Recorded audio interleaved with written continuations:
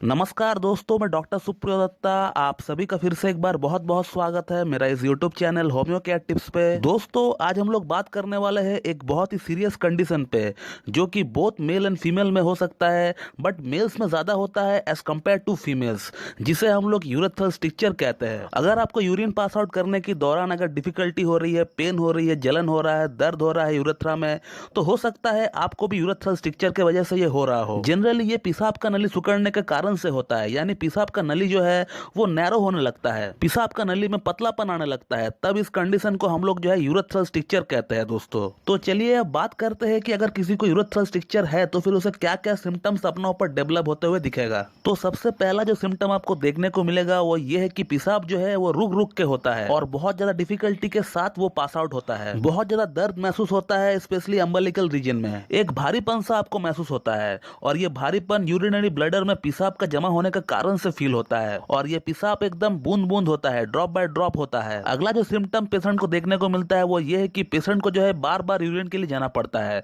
क्योंकि जाहिर सी बात है यूरिनरी ब्लडर जो है वो एकदम से खाली नहीं हो पाता है, और जिसके कारण पेशाब का जो है कांस्टेंट अर्जिंग बना रहता है पेशेंट को। और अब बात करते हैं कॉजेस की कि ये यूरेथ्रल स्ट्रिक्चर क्यों किसी में डेवलप होता है। दोस्तों, इसका जो मेन रीजन होता है वो है एसटीडी, यानी सेक्सुअली ट्रांसमिटेड डिजीज, यानी इन लोगों को सेक्सुअली ट्रांसमिटेड डिजीज हो चुका होता है, लाइक गनोरिया, सिफिलिस या क्लाइमेडिया जैसे डिजीज इन लोगों को हो चुका होता है, और ये लोग पावरफुल एंटीबायोटिक्स खाकर डिजीज को सप्रेस कर चुके होते हैं बहुत साल पहले। लेकिन जैसे कि आप सब जानते हैं कि एलोपैथिक मेडिसिन सिर्फ सिम्टम को दबाने का काम करता है, सप्रेस करने का काम करता है, ये क्योर नहीं कर पाती है लाइक होम्योपैथी। और उस एंटीबायोटिक का असर जब खत्म होने लगता है कुछ साल बाद, तब फिर वो जो है यूरेथ्रल स्ट्रिक्चर, यूटीआई जैसे डिजीज को जो है डेवलप करवाती है एक ह्यूमन बीइंग की शरीर में। दोस्तों, इसका अगर अगला रीजन की अगर बात करें तो ये पेशाब की नली में इंजरी के कारण से भी होता है। बहुत लोगों को बचपन में गहरा चोट लग जाता है या फिर कोई एक्सीडेंट हो जाता है, तब फिर जो है यूरेथ्रल स्ट्रिक्चर डेवलप होती है दोस्तों उनमें। इसके अलावा अगर आप कोई सर्जरी ऑपरेशन करवा चुके हैं, जैसे कि प्रोस्टेट का ऑपरेशन, तो उसके वजह से भी जो है यूरेथ्रल स्ट्रिक्चर देखने को मिलता है दोस्तों। अब दोस्तों, जिन लोगों में यूरेथ्रल स्ट्रिक्चर की समस्या डेवलप हो चुका होता है वो लोग किसी यूरोलॉजिस्ट डॉक्टर से संपर्क करते हैं, और यूरोलॉजिस्ट डॉक्टर जो है सबसे पहले उन लोगों को डायलिटेशन करवाते हैं, यानी एक पतला सा रॉड को वो लोग जो है यूरेथ्रा में घुसाकर उस स्ट्रिक्चर को खोलने का ट्राई करते हैं। इसमें पेशेंट को इनिशियल रिलीफ बिल्कुल मिलता है, लेकिन कुछ दिन बाद ये जो स्ट्रिक्चर है ये फिर से बन जाता है। फिर वो लोग इनका आईओयू करते हैं, यानी जिसको हम लोग बोलते हैं इंटरनल ऑप्टिकल यूरोथ्रोप्लास्टी, और ये भी जब फेल हो जाता है तब फिर पेशेंट को बीएमजी का सलाह दिया जाता है, और ये बीएमजी का फुल फॉर्म होता है ब्यूकल म्यूकोसल ग्राफ्ट प्रोसेस। इसका अंदर क्या होता है कि आपका मुंह का अंदर जो स्किन होती है उसे ग्राफ्टिंग की जाती है और यूरेथ्रा के अंदर उसको जो है लगाया जाता है। तो ये भी एक प्रोसेस है, बट इतना सब कुछ होने का बावजूद भी रिकरेंट स्ट्रिक्चर बनते हुए देखा गया है, यानी सर्जरी के कुछ साल बाद ही फिर से पेशेंट को सेम प्रॉब्लम डेवलप हो जाता है। तो दोस्तों, ऐसी कंडीशन में आप बिल्कुल भी ना घबराए। अगर आपको यूरेथ्रल स्ट्रिक्चर अगर डेवलप हो चुका है, अगर डायग्नोस भी अगर हो चुका है आपका एक्सरे या फिर यूरेथ्रोस्कोपी की रिपोर्ट में, तो आपको घबराना बिल्कुल नहीं है दोस्तों। आप अपना नजदीक में जो बेस्ट होम्योपैथी डॉक्टर है, आप उनका चेंबर विजिट करें, वो आपका इंडिविजुअल केस को समझेंगे, आपका प्रॉब्लम को समझेंगे, फिर आपको जो है होम्योपैथिक ट्रीटमेंट वो देंगे। दोस्तों, होम्योपैथिक ट्रीटमेंट से यूरेथ्रल स्ट्रिक्चर 99% केसेस ठीक हो जाती है। मैंने क्लिनिकल प्रैक्टिस में भी कई केसेस को ठीक होते हुए देखा है, और मैंने बहुत सारे फ्रेंड्स, बहुत सारे कलीग जो कि एक होम्योपैथ है, उनको भी देखा है इस तरह की केसेस को सक्सेसफुली ठीक करते हुए। दोस्तों, अब हम लोग बात करते हैं कुछ होम्योपैथिक मेडिसिन की जिसका यूरेथ्रल स्ट्रिक्चर के अंदर बहुत ही अच्छा रिजल्ट देखा गया है। दोस्तों, यूरेथ्रल स्ट्रिक्चर की जो सबसे अच्छी मेडिसिन है होम्योपैथी में वो है कैंथेरिस।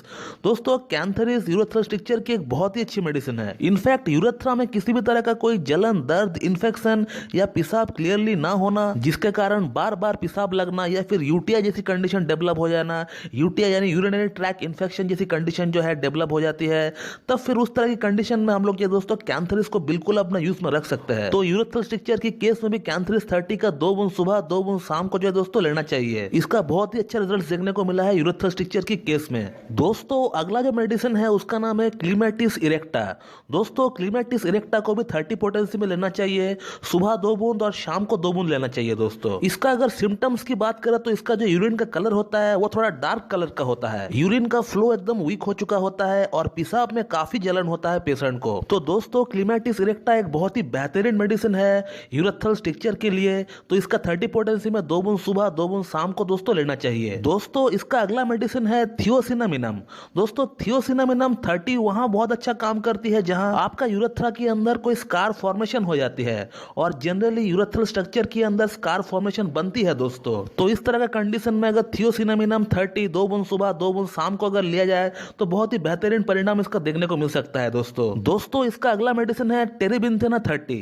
दोस्तों ये भी एक बहुत ही बेहतरीन मेडिसिन है यूरेथ्रल स्ट्रक्चर के लिए। इसे भी 30 पोटेंसी में 2 बूंद सुबह 2 बूंद शाम को लेना चाहिए। इसमें आपको यूरिन पास आउट करने के लिए बार बार जाना होगा, जलन भी आपको महसूस होगी, पेशाब की जो स्ट्रीम यानी जो धार है वो आपका एकदम वीक दिखाई पड़ेगी आपको, और आपका यूरिन में थोड़ा सामान्य रूप से ऑफेंसिव स्मेल थोड़ा ज्यादा आएगी। आपको ऐसा फील होगा कि आपके यूरिन से ऑफेंसिव स्मेल जो है थोड़ा ज्यादा आ रहा है। तो इस तरह की कंडीशन में आप जो है दोस्तों टेरेबिंथेना 30 2 बूंद सुबह 2 बूंद शाम को आप ले लीजिए। आपके इस तरह का यूरेथ्रल स्ट्रक्चर जो है ये एकदम जड़ से खत्म हो जाएगा। दोस्तों इसका जो अगला मेडिसिन है वो है चिमाफिला मदर टिंचर। दोस्तों ये भी एक बहुत ही बेहतरीन मेडिसिन है यूरेथ्रल स्ट्रक्चर के लिए।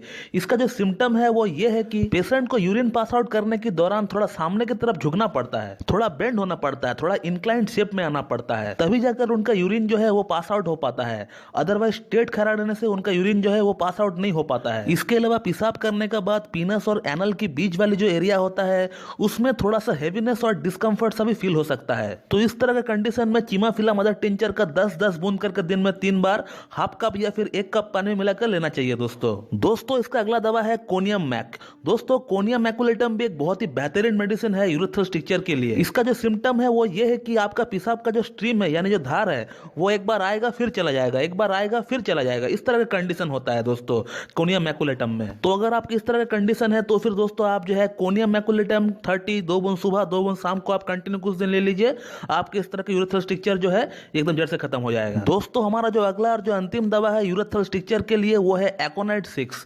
दोस्तों एकोनाइट वहां बहुत बढ़िया रिजल्ट दिखाती है जहां आपका पेशाब बूंद बूंद यानी ड्रॉप बाय ड्रॉप गिरता है, और तो और उसको भी निकालने के लिए आपको पीनस को हाथ से दबाकर निकालना पड़ता है। आपका पीनस आपका एब्डोमेन रीजन जो एकदम फूल जाता है, इस तरह का कंडीशन होता है दोस्तों, और यूरिन का कलर थोड़ा रेडिश होगा, थोड़ा लाल रंग आपको दिखाई पड़ेगा। तो फिर दोस्तों इस तरह का कंडीशन में आप जो है एकोनाइट 6 2-2 बूंद करके पेशेंट को हर 1-1 घंटा पर खिलाते रहिए जब तक पेशेंट को आराम ना हो जाए, और एक बार पूरी यूरिन पास आउट हो जाए फिर आप जो है इसका टाइम पीरियड को बढ़ा दीजिएगा।